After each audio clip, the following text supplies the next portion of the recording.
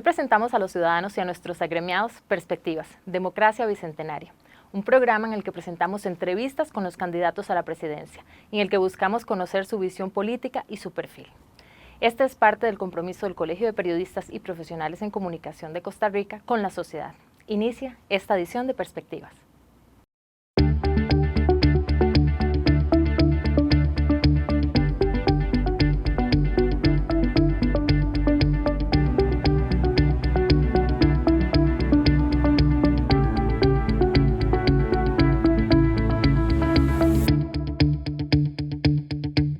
Hola, bienvenidos y bienvenidas a Perspectivas, Democracia Bicentenaria, una producción del Colegio de Periodistas y Profesionales en Comunicación, junto con el proyecto Ciudadano Voto CR. Para nosotros es muy importante llevarles a ustedes hasta sus pantallas, ya sea en sus dispositivos móviles o también mediante plataformas que en estos días se han sumado a esta iniciativa ciudadana, como lo son canales de televisión abierta, canales también de televisión por cable y por supuesto medios regionales. Así que hoy tengo la oportunidad de conversar con doña Carmen Quesada Santamaría. ¿Cómo está, doña Carmen? Muy bien, muchísimas gracias y gracias por la oportunidad. No, encantado, doña Carmen. Quiero que la gente tenga la oportunidad para que la conozca. Usted ya ha experimentado la vida política durante 4 años en un momento donde llegó a cuesta de moras, pero más allá de eso ahora usted aspira hacia la presidencia de la República. ¿Cómo fue esa niñez en Limón? Cuénteme. Bueno, nací en Turrialba. ¿Nació en Turrialba? Ahí fui pues a la escuela y al colegio y hace aproximadamente 35 años vivo en la provincia de Limón. Ahí pues nacieron mis hijos, hice mi familia y hasta la fecha. Cuénteme cómo fue entonces ese inicio, sobre todo en la época en la que usted empezó, digamos, a desarrollarse en la escuela. ¿Cómo era esa Turrialba de esa época? Bueno, en ese momento pues mucho más rural, donde desde muy pequeña iba incluso sola a la escuela porque vivía muy cerca. Estaba a pocos metros de la escuela, entonces recuerdo que desde primer grado yo iba, me llevaron como que el primer día o no sé cuántos días y después empecé a ir sola. Estuve ahí en la escuela de Turrialba. En ese momento dividían las escuelas de hombres y mujeres, por lo menos de nombre, a pesar de que habían hombres y mujeres en las dos escuelas. Primer grado lo hice en la escuela de varones, pero que también había mujeres. Y a partir de segundo grado, ¿En qué escuela? Genaro Bonilla Aguilar, en el centro de Turrialba. Y a partir del segundo grado, pues lo hice igualmente en la escuela Genaro Bonilla Aguilar, pero de la parte de mujeres que también habían hombres. Qué cosas más curiosas, ¿verdad? En esa ruralidad, qué diferente, ¿no? ¿Qué era lo que más le gustaba de esa Turrialba que usted veía emerger en un momento en el que verdaderamente solamente usted pensaba de repente en lo que piensan los niños en esa época? Bueno, Turrialba incluso a la fecha es un lugar bello, es un lugar que se caracteriza por el tema natural, con la conservación del ambiente, y desde esa época, y de ahí uno como pequeñito incluso ve el patio de la casa, por así decirlo, gigante. Yo veía el patio de mi casa pequeño, incluso el patio de mi casa, que no es tan grande, estaba dividido como en 2 partes.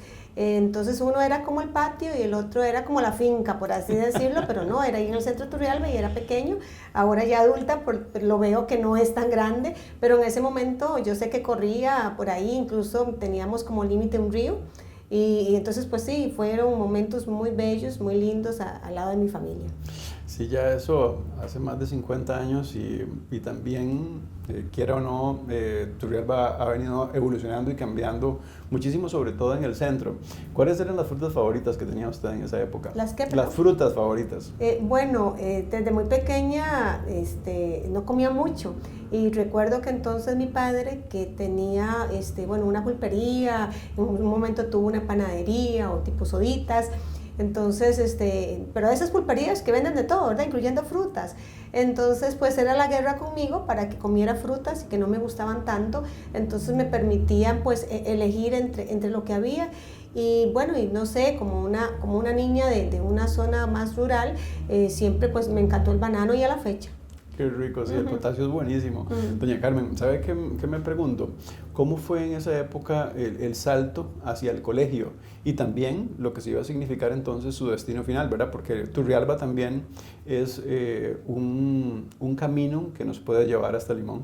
Sí, definitivamente. O sea, yo tuve un arraigo desde muy niña con la provincia de Limón, porque la otra parte de mi familia estaba en Limón. Entonces, cada vacaciones, mediados de año, final de año, yo pasaba los 15 días de vacaciones de medio periodo y los 3 meses en ese entonces de vacaciones a fin de año y principio me iba y compartía en Limón con mis tíos, mis primos y demás familiares. ¿Por parte de su papá o de su mamá? Por parte de mi madre, sí. Su mamá. Mi madre llegó un momento que incluso se fue a vivir a Limón y bueno, por eso es que yo termino al final o iniciando mi vida adulta por elección, yéndome para Limón, cumpliendo 18 años, yo decido irme para la provincia de Limón y a partir de ahí empiezo pues mi vida universitaria. Ese es un romance que usted tiene hasta la fecha, porque usted sí. no solamente aspira a la presidencia, sino también a una diputación. ¿Conserva todavía amistades de la época escolar?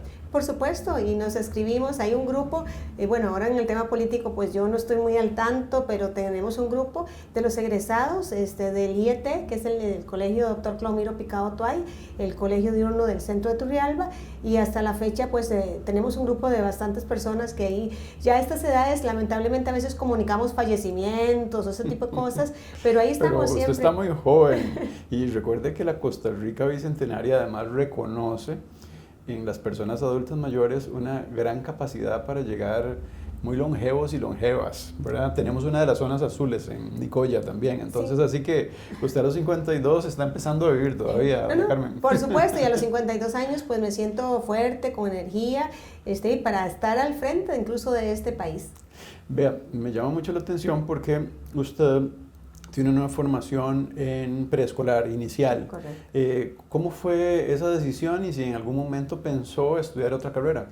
Bueno, le cuento que quería ser colega de ustedes. ¿En serio? Sí, en mi juventud, o casi incluso en mi niñez, quise ser periodista.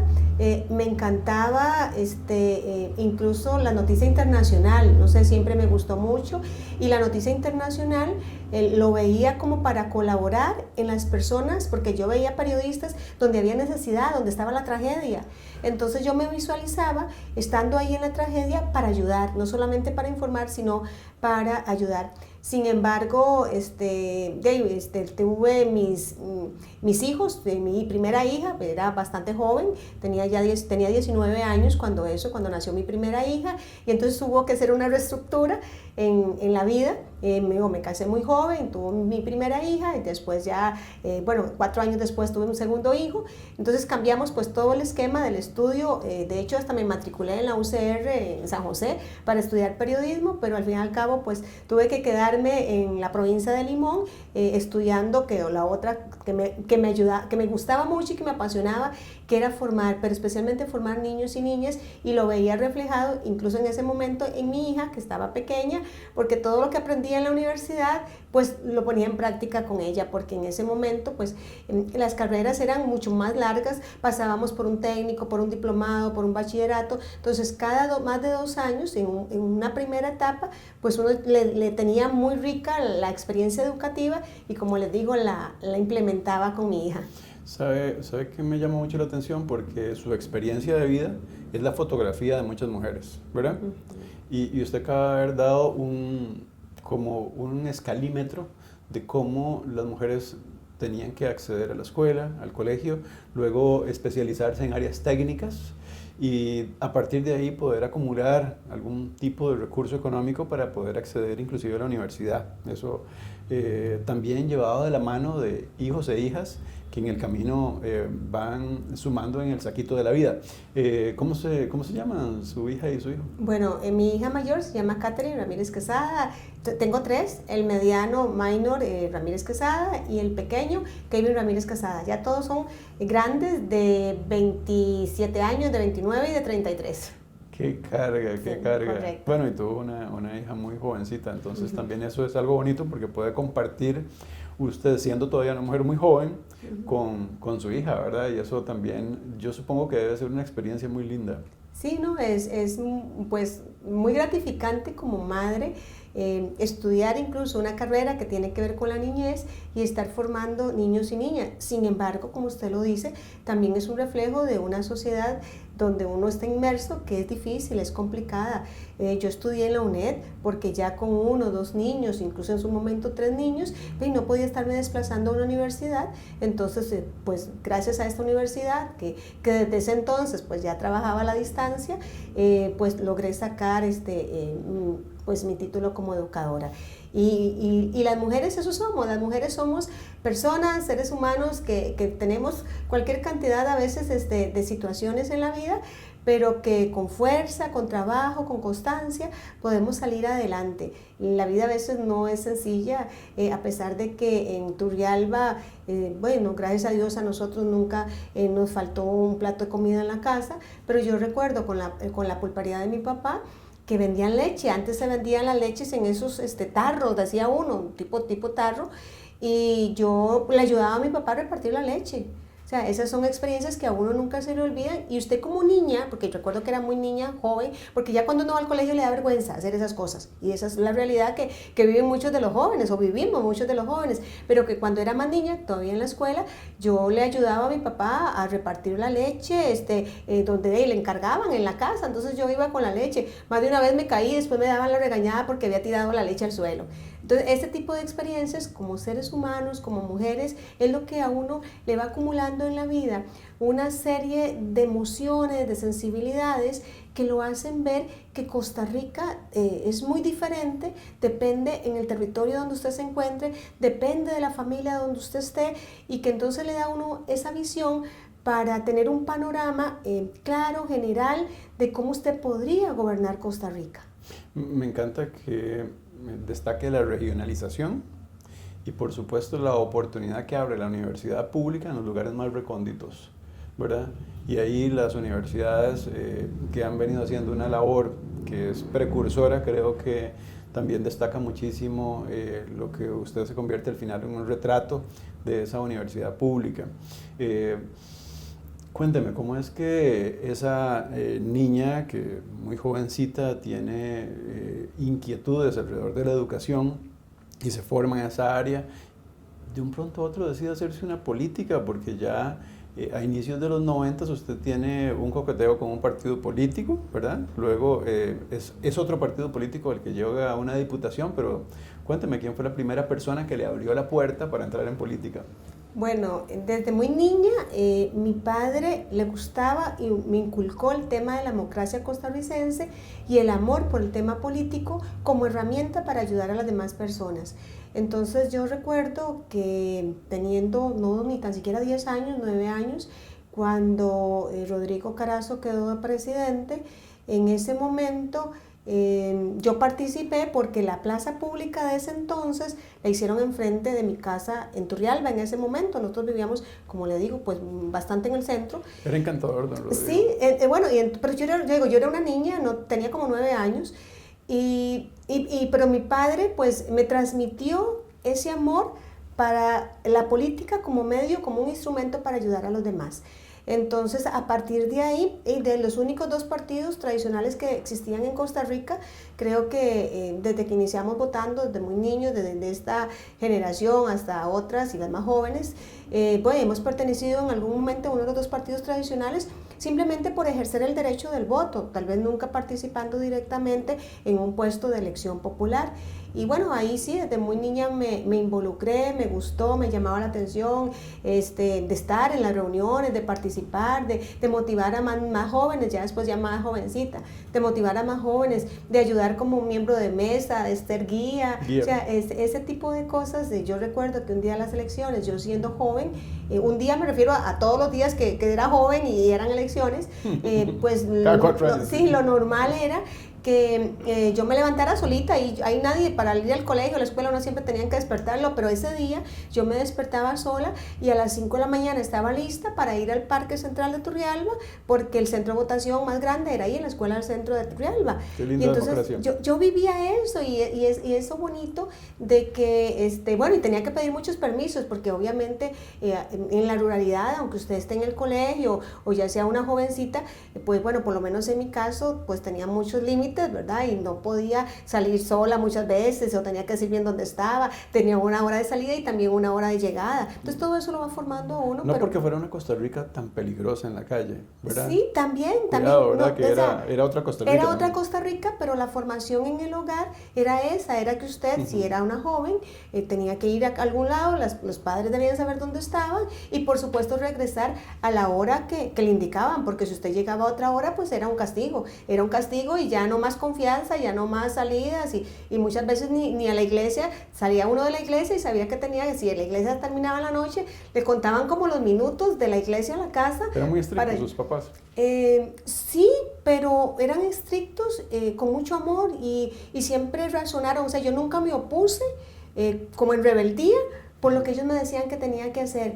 Yo más bien comprendí que era muy obediente usted.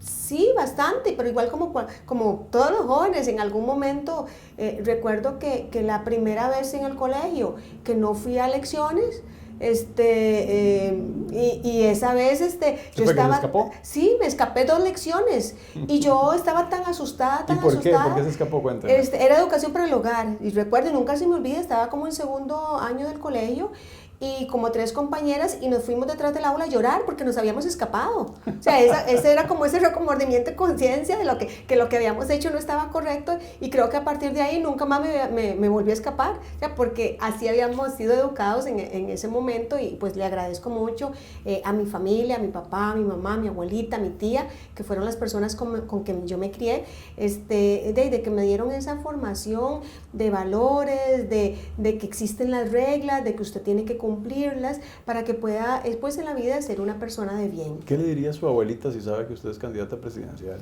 Bueno, mi familia, no, por parte, digamos, del núcleo más cercano, era muy pequeña y ya mi abuelita, mi padre y mi madre han fallecido. Mi madre fue la que falleció hace un par de años, mi abuelita hace mucho, mi papá incluso cuando yo era joven. Pero digo, porque usted me dice que eran parte de ese núcleo muy importante en ese momento que usted era una niña. ¿Qué le diría a su abuelita si la viese hoy a usted? No, y a eso iba, Marlon. O sea, yo cada vez que hago o avanzo en un tema político, yo converso con ellos, no sé si eso dirán, bueno, es que cómo va a conversar, pero sí, porque bueno, en mi casa, las fotos de mi papá, de mi mamá y mi abuelita, porque es parte de lo que ellos me formaron, y a no participar directamente en un puesto de elección popular, pero amar esa democracia, amar Costa Rica que tenemos y poder estar e incidir en algún momento, en algún puesto, para poder ayudar a los demás. Entonces, yo creo que se sentirían muy contentos, no sé si hasta orgullosos de esta nieta, hija que formaron, de la oportunidad que Dios me ha dado y por supuesto los y las costarricenses y especialmente los limonenses. ¿Cómo fue ese salto de pensar su participación en un momento determinado en un partido que era tradicional en esa Costa Rica del bipartidismo a lo que emergería en un momento determinado con el multipartidismo y con la llegada, por supuesto, a una diputación por parte del Movimiento Libertario? Bueno, en ese momento que empezaron a constituirse algunos otros partidos después del bipartidismo, todos los partidos que emergieron eran de raíz de uno de los 2 partidos. Bueno, ese partido también era raíz de ese partido en que en su momento pues yo simpatizaba. Y yo no lo vi tan diferente en el momento. De hecho, ellos me llegaron a buscar. Yo estaba lejana del partido tradicional. ¿Quién? ¿Don Otto lo llevó a usted? Ajá, directamente. Bueno, en ese momento el primer encuentro fue con el diputado de la zona, que en ese momento era diputado. Y en ese transferirse, digamos, de la política pública o de la política electoral en Costa Rica, de 2 partidos a varios partidos, uno llega como con esa ilusión y con esa motivación de que en ese partido usted no va a encontrar las cosas malas o negativas que tenía el bipartidismo. Entonces yo me alejo de este partido bipartidista cuando empiezan a surgir todos los casos de corrupción. Entonces yo digo, no, yo no puedo estar siendo parte de partidos que tienen casos de corrupción abiertos porque entonces yo me sentía cómplice.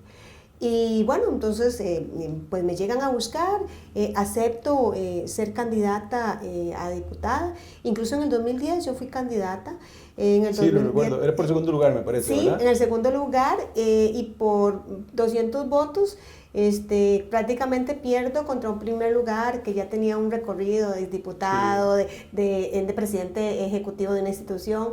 Pero entonces hicimos este trabajo pues importantísimo en toda la provincia, donde nos visibilizamos nuestras propuestas de trabajo como equipo. Y pues en el 2014, en el 2013 sí, prácticamente, ahí igual pues hago toda una organización a nivel político en la provincia de Limón, llego con mayoría de delegados a una asamblea nacional. Y, ¿fue duro ese pulso? Pues durísimo, porque usted gana una provincia, pero el líder en ese entonces pues me echó la maquinaria política y económica y no querían que yo fuese la candidata por el primer lugar. Sin embargo, pues hicimos una alianza con todos los que ganamos provincias, que paradójicamente el líder no quería ninguno de esos que habíamos ganado la provincia. Entonces hacemos una alianza con mayoría de votos y logramos sacar ese primer lugar, pero durísimo, una asamblea que hubo casi que hasta golpes con una periodista, que ella lo dice en algún momento, porque fue una asamblea de mucha tensión, donde sacamos los primeros lugares, siendo muy respetuosos incluso al líder del partido. Decidimos no ponerle a alguien en un primer lugar, lo dejamos a él en el primer lugar, pero a partir del segundo de San José y después de todas las provincias, y eran los que la mayoría, habíamos ganado provincia y teníamos mayoría de delegados. Usted retrata a un Otto Guevara terrible. Bueno, eso fue lo que pasó y por eso incluso lo digo públicamente. Incluso cuando llegamos, entonces los que ganamos provincias, sacamos todos los lugares de las diferentes provincias, pero tradicionalmente, a diferencia del Partido Justicia Social Costarricense, todos los partidos inician con San José a sacar los nombres de los candidatos. Entonces vamos con San José, con Alajuela, con Cartago, Heredia. Y cuando ya hemos terminado con 6 provincias, viene Limón. Entonces, en ese momento fue un momento muy tenso, difícil, porque pidieron mi cabeza. Así fue, literalmente, piden mi cabeza, porque prácticamente se dice, bueno, ya ustedes hicieron lo que quisieron, necesito nombrar una persona en Limón que yo elija. Entonces en ese momento fue hasta angustioso. Yo no sabía en ese momento, pues uno siempre tiene algún temor de cómo iban a reaccionar los compañeros de todas las provincias. Sin embargo, todos fueron muy leales, hicieron valer su palabra, y así como los delegados nuestros hicieron que ellos fueran los candidatos a las diputaciones, a pesar de las presiones fuertísimas que existieron en ese momento, pues yo salgo electa como diputada por el primer lugar. Y cuénteme, ¿cómo después de ser diputada usted dice, voy a organizar un partido, y lo hace en un tiempo bastante récord, la verdad? Bueno, cuando yo llego a la Asamblea Legislativa, en el primer año, bueno, incluso del 1 de mayo, yo recuerdo, me voy a conteo final igual, el Tribunal Supremo de Elecciones contamos como 3 días votos, prácticamente 1 por 1, porque la diferencia era muy pequeña. Incluso los medios de comunicación no me daban como que yo era la diputada, ponían a otro compañero, pero al final pues pasamos en ese conteo de votos, y desde ese día yo tengo historias pues hasta tristes, podría decir uno. Mi hija estaba fuera del país, ella pues por medio de nuestro Estado Social de Derecho logró pues una beca, y se había estado fuera del país y había llegado en ese momento casi que de la elección. Y dice que cuando declaran que yo soy la diputada electa, la número 57, resulta que llegan algunas personas muy cercanas al líder, y de ahí era como una mala noticia, no era buena, no era que era una buena noticia, sino pues una mala, y se les veía en el semblante. Sin embargo, como les digo, desde el primer día que yo quedo electa, yo trabajo sola con el apoyo de las personas de Limón, no con un equipo del partido, y así hacemos todo ese conteo de votos. Entonces fue un año muy, muy difícil, desde el 1 de mayo. ¿Muy sola, sí? Sí, desde el 1 de mayo fue un trabajo sola, donde yo quise tener alguna incidencia, y fue bastante difícil. Y cuando se me empezó a señalar por las organizaciones que yo visitaba, por, digamos, le pongo un caso concreto. En la provincia de Limón, ustedes saben el tema de qué pasa con Ajabdeba, con el tema de a veces que el Limón tiene que manifestarse para que nos vuelvan a ver. Entonces había un problema ahí, las personas querían ir a huelga. Y yo me reuní con los sindicatos, más bien para contener y buscar una alianza en ese momento con el Ejecutivo, con don Luis Guillermo, para que se resolvieran las situaciones sin llegar a eso. Bueno, eso me costó un ambiente muy, muy malo en exposición, porque yo estaba al lado de los sindicatos y yo decía, pero este dirigente nuestro cuando estaba en campaña fue y se reunió con ellos a pedirles también el apoyo, pero son situaciones que pasan, pero sí, ya era insostenible, y un año después yo pues tomo la decisión con un equipo de la provincia de Limón, incluso del país, que estaba apoyándome, que era la gente que yo respaldaba. Usted fue candidata independiente, de hecho. Sí, y entonces un año después, para mí muy marcado, un día que había una gira nacional con el presidente en una escuela en la cual yo trabajé, en un barrio Cieneguita, la escuela se llamaba Albanero Vargas. Después de la conferencia de prensa donde estaban todos los medios de comunicación, yo pedí un espacio, terminó la conferencia y yo pedí un espacio, y ahí me acompañaron una gran cantidad de personas de toda la provincia, donde yo pues les dije que me declaraba independiente, y a partir de ahí se complicó todo. O sea, no era que ahí terminaba el asunto y era mejor, o sea. Y después de estos 4 años, pues bueno, ya usted se consolida como una candidata en otro partido. ¿Ha seguido de la mano de la educación?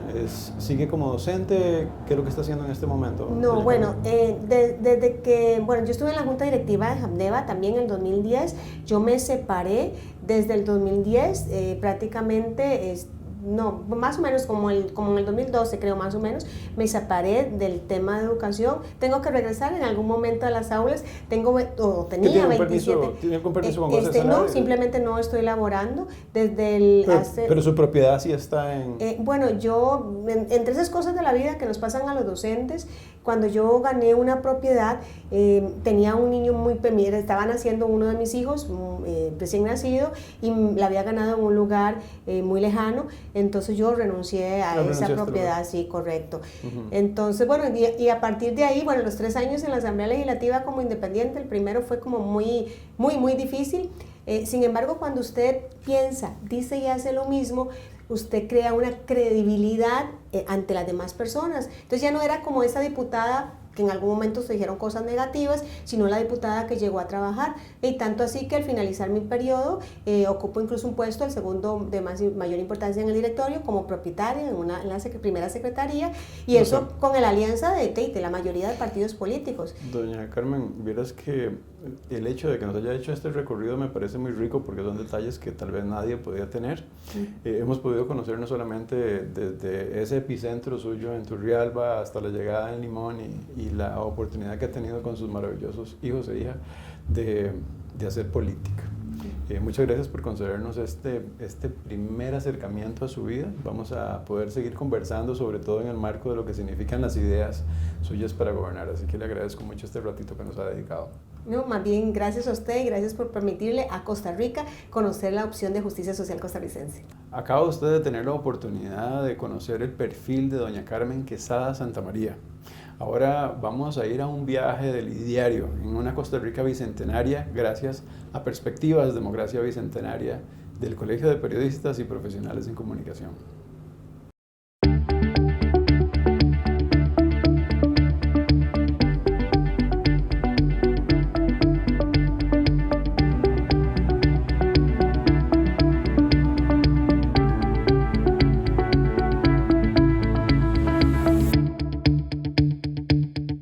Hola, bienvenidos y bienvenidas a Perspectivas Democracia Bicentenaria, una oportunidad que le ofrece el Colegio de Periodistas y Profesionales en Comunicación junto con el proyecto ciudadano Voto CR.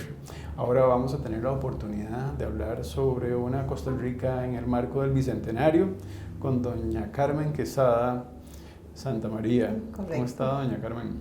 Muy bien, muchísimas gracias. Gracias por permitirnos esta oportunidad. No, hombre, para nosotros es muy importante que todas las personas que tienen opción de votar el próximo 6 de febrero conozcan a todos los candidatos y candidatas. Esa hazaña solamente la hace el Colegio de Periodistas. Así que, doña Carmen, en una Costa Rica bicentenaria hay un montón de logros Para una mujer educadora como usted, ¿cuál es el logro más importante que ha tenido esta Costa Rica en 200 años? Bueno, nuestra educación y el sistema de salud. Eso definitivamente son nuestras instituciones incluso emblemáticas, pensando en su institucionalidad, que es la que ha permitido que el acceso tanto que tenemos hoy en día a la mayoría de personas alfabetizadas y por supuesto pues a un sistema de salud que cada vez nos permite ser también más longevos. Ciertamente. Usted ha vivido en carne propia lo que significa no tener una palanca política en un momento determinado en un partido político. De eso vamos inclusive a poder hablar más profundamente en esta entrevista.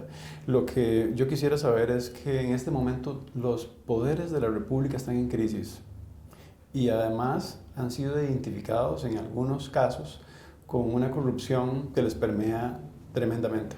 Mi pregunta es cómo desde un partido tan pequeño se puede tener el brazo lo suficientemente fuerte para lograr poner orden.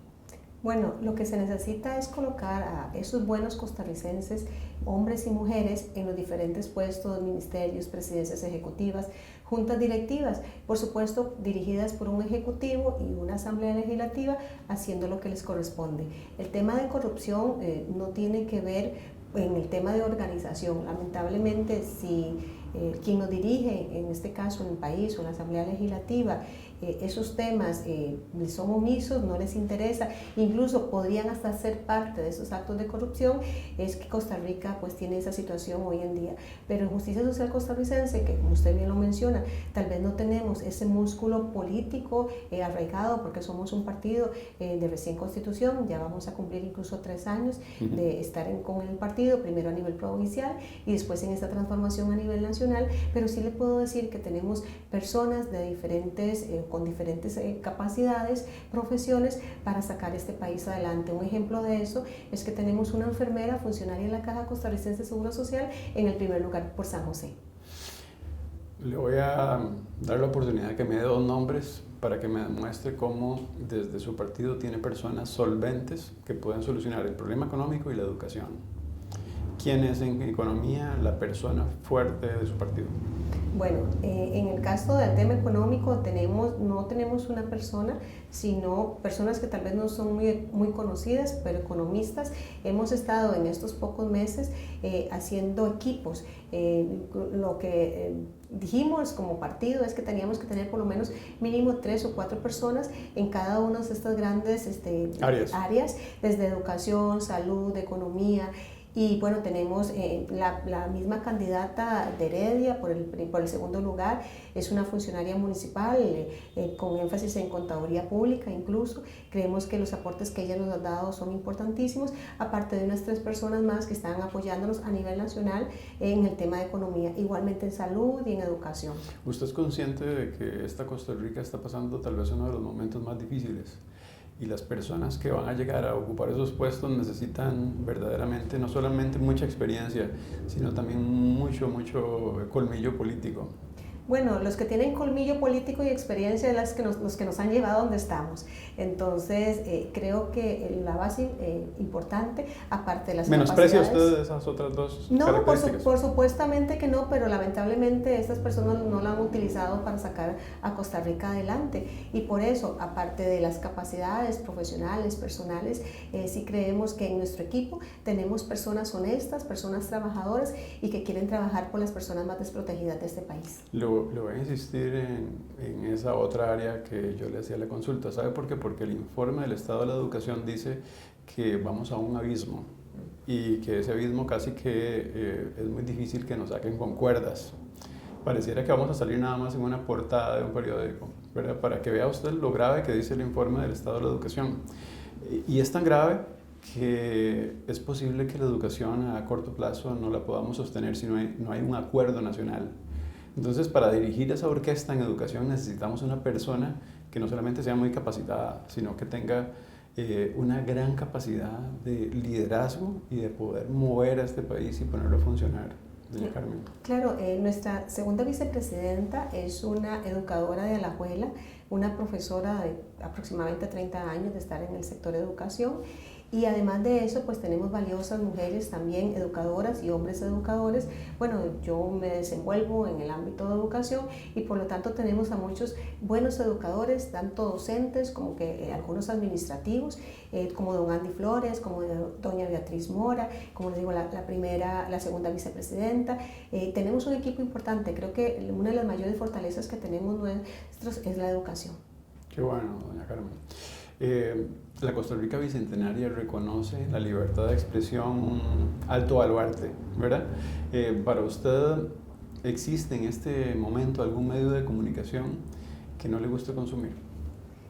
Bueno, más bien yo quisiera que existieran más medios de comunicación, que el espectro radiográfico se abra y que más oportunidades existan en las diferentes comunidades para información de lo que pasa en este país. Esa oportunidad de que el espectro radioeléctrico tenga mucho más facilidades está íntimamente asociada a una nueva ley de radio y televisión, que además la ley data de los 50s. La promovimos en el periodo anterior, ahí teníamos el proyecto, lamentablemente costó mucho que avanzara. ¿Por qué cree que no avanza? ¿Hay intereses políticos en eso? ¿Hay intereses de personas que tienen poder que no quieren que aparezcan medios regionales? Yo creo que existen tanto intereses políticos como económicos, los cuales no permiten que una ley como esta, que le daría oportunidad a muchos más medios regionales, pues se puedan pues iniciar y crecer.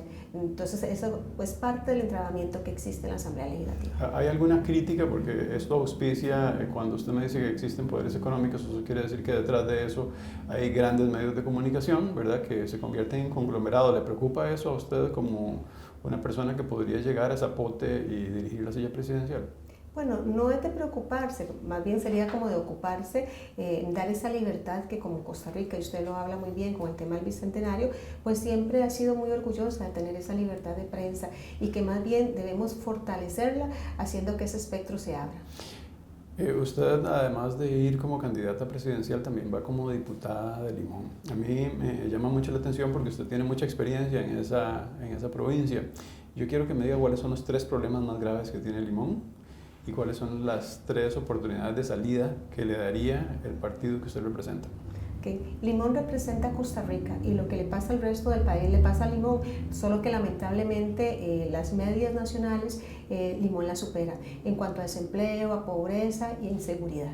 Esas son las 3 problemáticas. ¿Cómo va a solucionar el desempleo? ¿Cómo va a solucionar la pobreza? ¿Y cómo va a poder usted incidir en esa otra tercera problemática que usted hoy me lanza a mí y que usted conoce muy bien estando en Limón?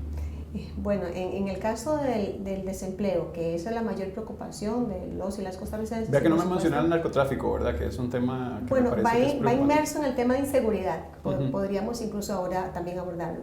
En el caso del desempleo, que lo que tiene que ver incluso con todo el país, tiene que ver con el apoyo a los emprendedores, a las emprendedoras. Ahora, o sea, no hay otra manera de que pues nos reactivemos económicamente con dándole un apoyo a estas personas.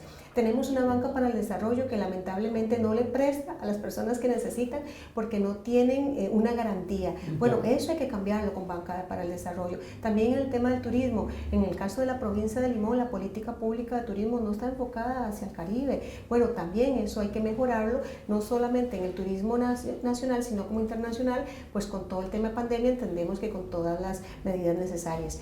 Además de eso, creemos en una economía social, en la economía social solidaria, donde las personas de manera productiva se asocien para crear sus empresas, donde no solamente exista un dueño de una empresa, sino muchos dueños de esa empresa para hacer una mejor distribución de la riqueza. Además de eso, el tema de la pobreza, que va muy asociado al tema del desempleo. Bueno, tenemos en Costa Rica aproximadamente 1,5 millones de personas en condición de pobreza, permea también la provincia de Limón. Si reactivamos la economía, resolvemos un poquito lo del desempleo, también ahí vamos a mejorar. Y bueno, y un tema importante para el país, pero también para la provincia de Limón, que es el tema de seguridad. Muchas veces, o en algunos temas, es alguna percepción y que se maximiza, y por eso el concepto que tiene las personas que habitan en Costa Rica, incluso internacionalmente, con la provincia de Limón, podría ser, como les digo, que se maximice el tema de inseguridad, pero también tenemos una realidad que tiene que ver con el lavado de dinero, con el narcotráfico. Últimamente nos damos cuenta cuenta de cómo por el muelle de APM Terminals, por este puerto, todas las situaciones que hay con el encuentro de droga. Pero no le parece que sea percepción, ¿verdad? Porque hay datos duros que demuestran que en Limón hay un epicentro de conflictos que detonan en narcotráfico, que por supuesto detonan en crimen organizado. Sí, pero yo lo que digo es que se maximiza porque es una situación que está en todo el país. Entonces, que una persona no quiera ir a una de nuestras bellas playas por este tema, realmente no es la realidad. Si usted habla del Caribe Sur, de nuestras playas, donde incluso muchas personas internacionales pues nos visitan, especialmente europeos, y que se quedan a vivir ahí, eso es muy interesante, podríamos ver que la provincia de Limón presenta grados de inseguridad, al igual que todo el país, y que tiene focos ya muy concentrados. ¿Cuáles son? Bueno, el puerto, en el puerto es el trasiego obviamente de la droga, y en algunas comunidades que en su momento por todo el tema también de problemática social, de pobreza, desempleo, lo que se dice en la misma comunidad es que muchos de estos, y lamentablemente a veces personas jóvenes, son las que utilizan incluso para traer droga de Jamaica, especialmente marihuana y ese tipo de cosas, pero ya en sectores muy específicos. Yo les puedo decir que, bueno, yo vivo en un barrio cercano al centro del Cantón Central de Limón, que es donde ese foco del tema del narcotráfico podría visibilizarse más, no tanto así en Pocosí, en Guásimo, en Siquirres, en el mismo Talamanca, pero en el Cantón Central de Limón, voy a ponerles un ejemplo, el día para el ambiente, el día sin carro, yo de Corales camino hasta la oficina, la sede del partido, que queda en el centro, aproximadamente son 3 kilómetros. Un poquito más tal vez. Nosotros dejamos el carro en cualquier parte de la provincia de Limón y ahí no tenemos casi tachas de carros. Usted se va, como usted dice, los números duros, y esa delincuencia de tacha de carros, de robos, de hurtos, que le jalaron la cadena, que se llevaron el bolso, eso normalmente no es nuestra problemática. Nosotros vamos en el centro de Limón, caminamos. ¿No será que ha tenido mucha suerte usted? No, porque eso es, y tener suerte todos los días. O sea, nosotros vamos, bueno, en el caso político, que estamos en las comunidades casi que todos los días, y entonces vamos desde las comunidades con una problemática social importante hasta otras comunidades que pues de clase media y que están un poquito mejor, y caminamos con un equipo de personas, pueden ser 3, 4, 5, pueden ser un poquito más, o en el caso particular, en el caso particular, a veces me dicen, doña Carmen, no, yo voy a tal lado, yo misma voy al súper y muchas veces sola, o sea, eso es lo más normal. En Limón usted camina normalmente por el centro sin ningún problema de seguridad. ¿Cuáles son las 3 playas más lindas de Limón? No podría decirles porque todas son bellísimas, de todo, desde el Cantón Central. Muy política Limón, usted, doña Carmen. Es que todas son bellísimas, desde el Cantón Central hasta el Caribe Sur, todas son bellísimas. Voy a dar un salto. Usted sabe que tenemos una gran cantidad de candidaturas, 26 por el momento. Y serán las que además ya están retratadas en una papeleta, donde usted inclusive ya está ubicada en esa papeleta, en el centro, por cierto, en la primera fila. Doña Carmen, ¿hay alguna persona que usted considere que quiere llegar al poder, a la presidencia de la República, que no debería llegar? Bueno, yo le voy a cambiar la respuesta. Le puedo decir que el Partido Justicia Social Costarricense, que Carmen Quesada Santamaría, es la opción para sacar adelante este país pensando en los más desprotegidos y en los más abandonados, de las costas, de las zonas fronterizas y del gran área metropolitana, que tenemos cantidad de lugares conflictivos. Usted representa esa forma política correcta de responderme. En ocasiones hay que ser muy directos. Cuando usted llegue a la silla presidencial, ¿va a capearse así las preguntas también?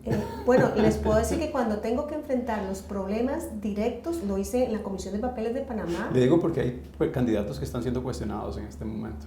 Sí, por eso definitivamente, pero sí le puedo decir que estando en la Comisión de Seguridad y Narcotráfico y en la Comisión de Papeles de Panamá, enfrentamos incluso algunas personas que se dicen que pueden ser narcotraficantes en Limón, incluso algunas figuras políticas, en el tema medios de comunicación, en el tema Papeles de Panamá. Y los enfrenté directamente, ¿verdad? Con las preguntas que hay que hacerles. Y en ese momento incluso tuve que decirles que eran ladrones de la seguridad social de este país, porque por Hacienda había sido demostrado que estaban evadiendo impuestos. Doña Carmen, Voy a hacerle un cuestionario cortito de preguntas que tal vez a los costarricenses les va a importar mucho. Uno tiene que ver con la legalización de la marihuana. ¿Está de acuerdo? No estamos de acuerdo con la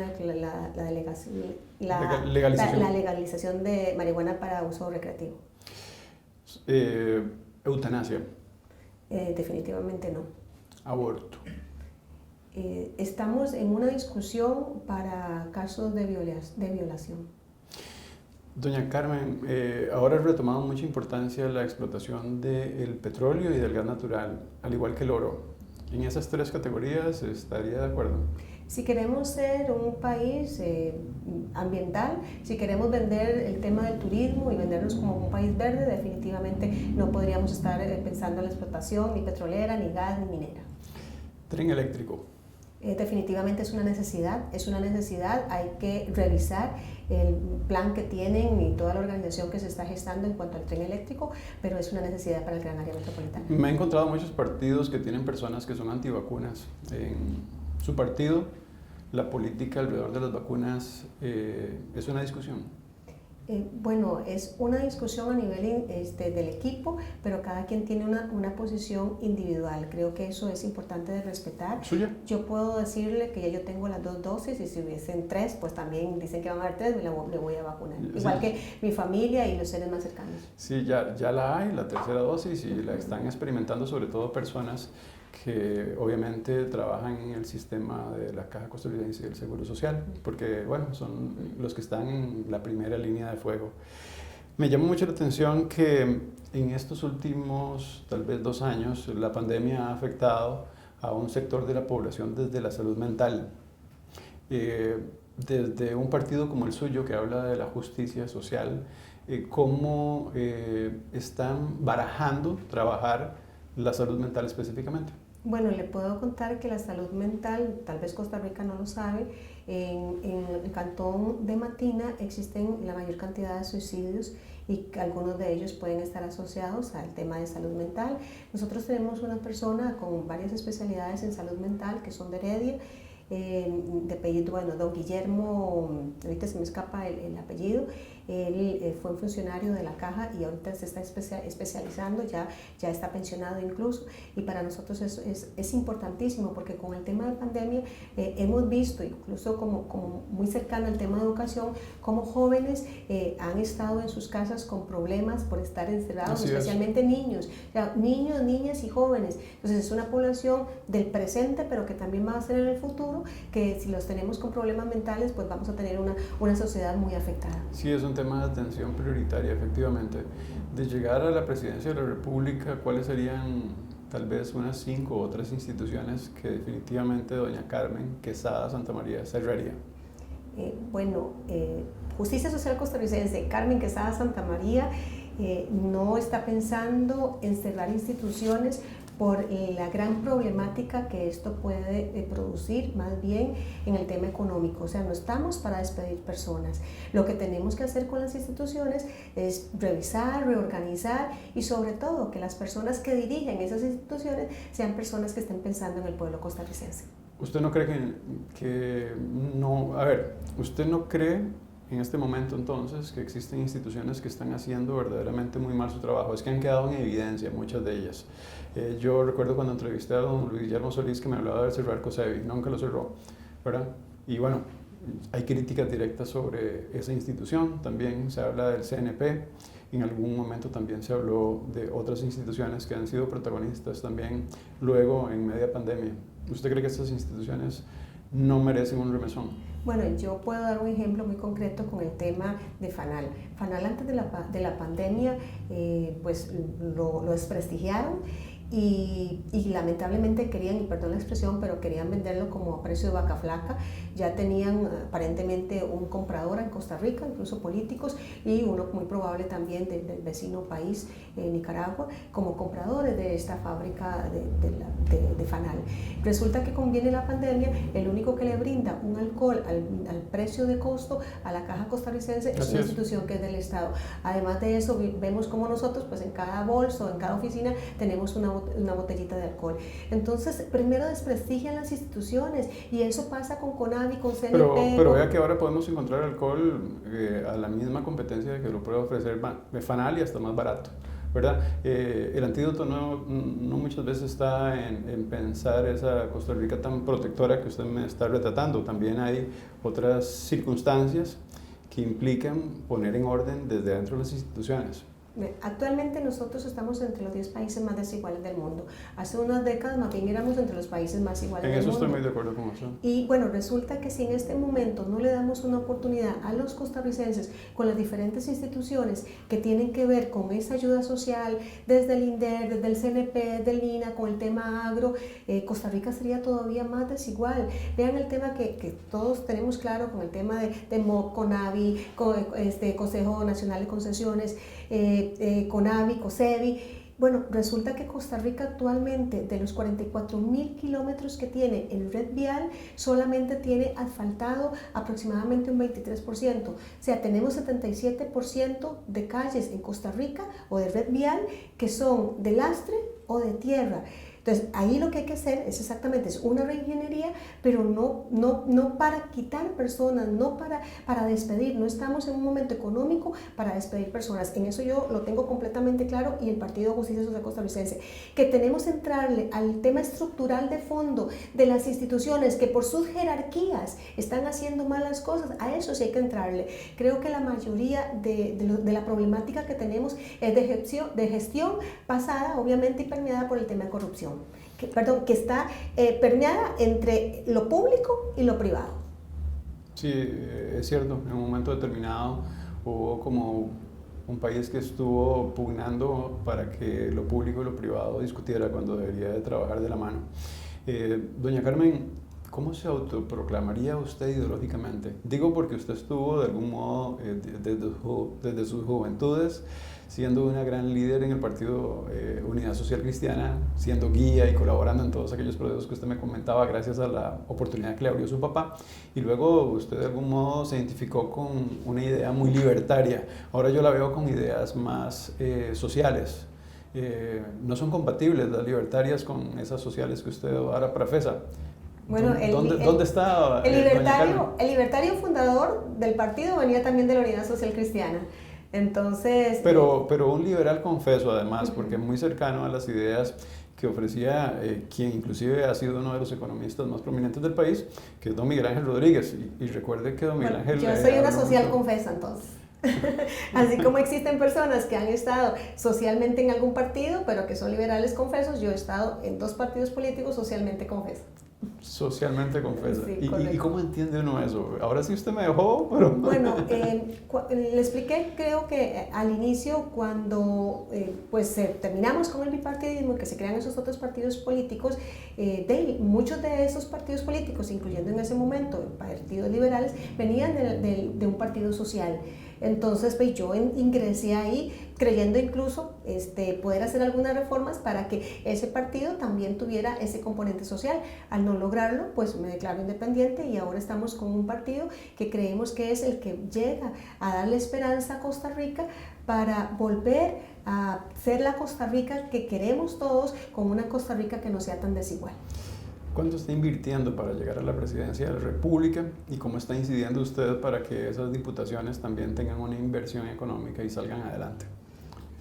Bueno, Justicia Social Costarricense, pero le puedo decir que en mis años que he estado en el tema político, ningún partido me ha dado un partido a la mitad, diríamos popularmente.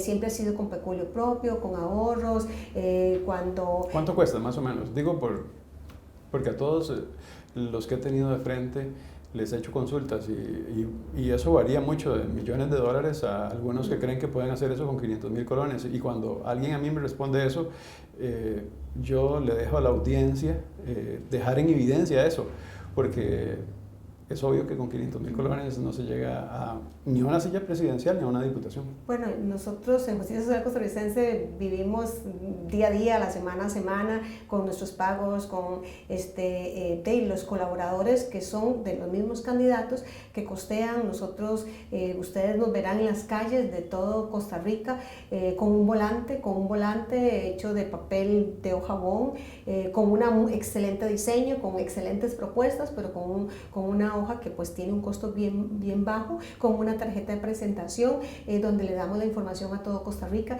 Hemos tenido la oportunidad de asistir a muchos medios regionales que nos dan esa oportunidad, así como lo están haciendo ustedes, y por supuesto pues tenemos que pensar el día a día, desde el combustible, desde la alimentación, y esos son gastos que los vamos resolviendo, que sabemos que tenemos que andar con el carro, con el combustible, con el tanque lleno, y ahí vemos cómo nos las vamos jugando, pero sí es nuestro propio peculio, son nuestros ahorros, y es el dinero que tenemos de cada uno de los candidatos, y cada quien en su provincia pues así va sacando su tarea, y pues yo visitando todo el país, pero también y tocando puertas incluso para ver cuáles empresas digamos de comunicación nos pueden permitir por medio de un bono de sesión, como dicen, darnos la oportunidad, y si no nos dan la oportunidad de pagar después, si eventualmente tenemos esta opción a la deuda política, seguiremos en las calles visitando personalmente a cada uno de los costarricenses. Es un hecho que la segunda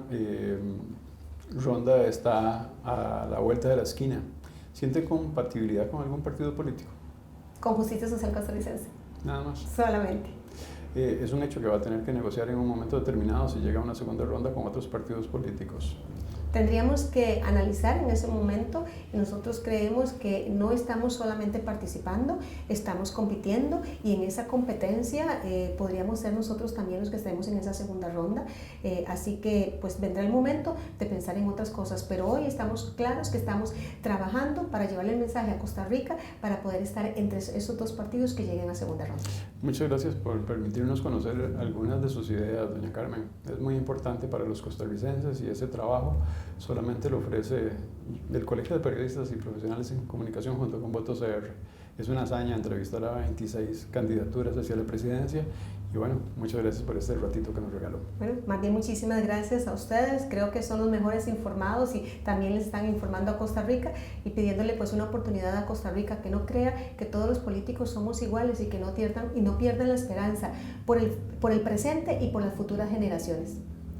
La democracia informativa es fundamental para poder salir adelante, y sobre todo en esta Costa Rica que enfrenta tal vez su momento más difícil de su historia, con 26 personas que están dispuestas a llegar a esa silla presidencial en Zapote. Así que bueno, hoy tuvieron la oportunidad de conocer a doña Carmen Quesada Santamaría.